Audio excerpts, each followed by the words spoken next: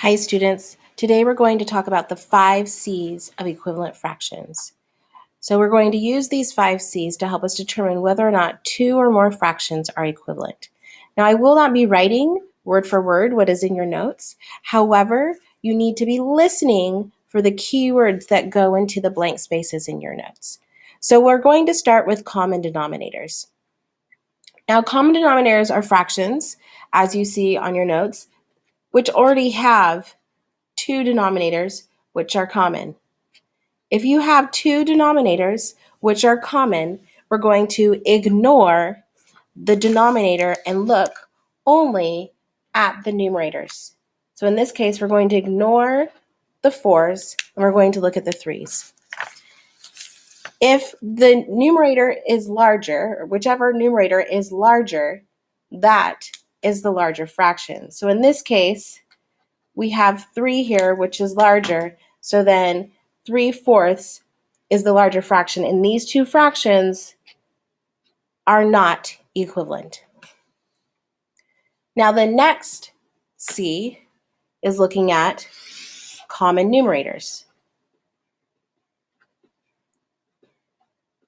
Now with common numerators, the top number or numerator is greater. Sorry, not greater, but we're looking at it. We're going to ignore the numerators. We're going to look at the denominators, and the fraction with the larger denominator is the smaller fraction. So in this case, we have 8 is smaller than 4, and we know that these are not equal. And we also know that 1/4 is greater. And in this case up here, we know that 1/4 is greater. Sorry, it's totally wrong. 3/4 is greater because of 3. The next one that we're going to look at is convert to a decimal.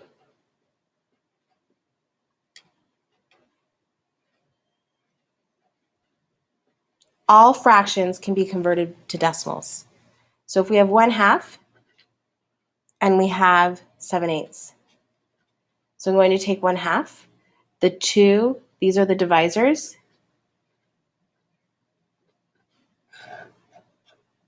and I'm going to divide 2 into 1. Now since 2 is greater than 1, I know I'm going to have a decimal. So 2 goes into 1 0 times.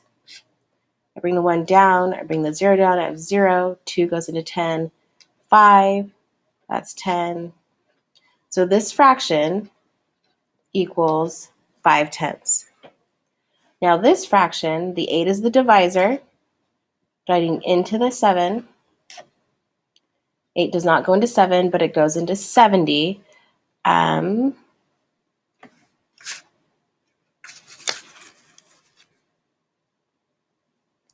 Let's see. 6 is 48, 7 is 56, 8 is 64, 9 is too big. So I do 8, 64. This becomes a 6. I bring down the 0. That's 7, 56. Bring down the 4. That's 0. And this is 5. So this becomes, and now I can determine whether or not they are equivalent. And in this case, neither are equivalent. In fact, 7/8 is greater. So in this one, you're going to divide the numerators by the denominators, and 7/8 is greater, is 1/2 is less than 7/8 because the decimal is a smaller value.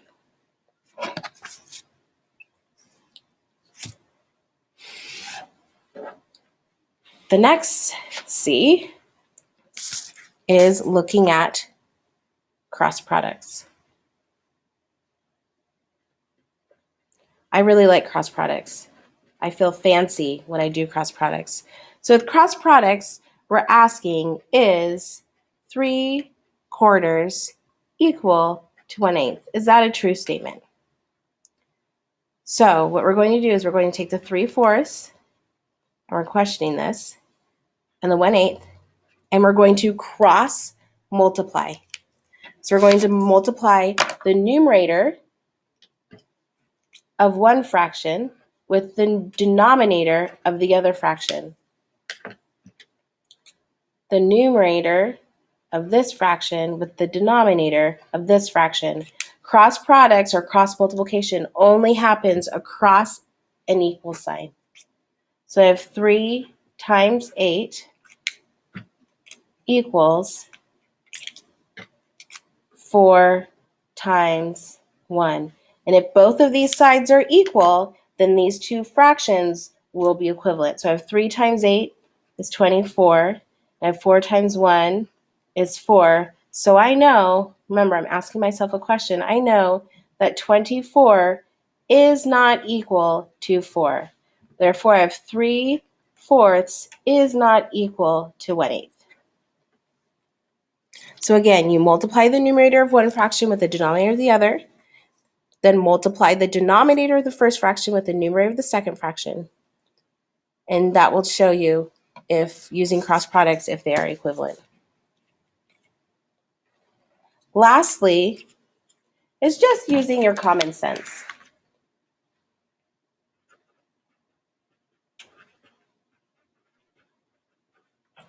Now, common sense, let's say I have 1/2 and 7/8. And I'm just looking at this. Common sense, in your head, you're probably making a number line, right? And you have, here's 0, here's 1, and I have 1/2 here. I'm using my benchmark fractions. I have 1/4 here, and I have 3/4 here. Now in my head, I know that's 1/2 right here is about here. And that this 7/8 is probably in between these two. So then I know that they are not equal, and I also know that 7/8 is greater. So 1/2 is not equal to 7/8.